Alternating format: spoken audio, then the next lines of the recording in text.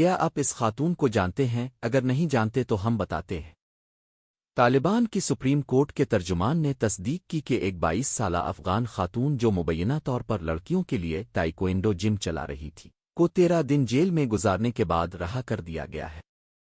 طالبان کی وزارت برائے نائب اور فضیلت کے ترجمان نے بتایا کہ خدیجہ احمد زادہ کو خواتین کے کھیلوں کے جموں کے حوالے سے قوانین کی خلاف ورزی کرنے پر حراست میں لیا گیا تھا۔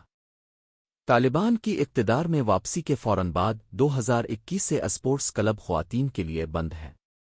اس وقت یہ کہا گیا تھا کہ وہ ایک بار محفوظ ماحول اور دوبارہ کھولیں گے جو طالبان کے اسلامی قانون کی سخت تشریح کی خلاف ورزی نہیں کرتا ہے، قائم ہو چکا تھا۔ جنوری 2026 تک کوئی بھی اسپورٹس کلب دوبارہ نہیں کھلا، جبکہ خواتین اب بھی مقابلہ کرنے سے قاصر ہے۔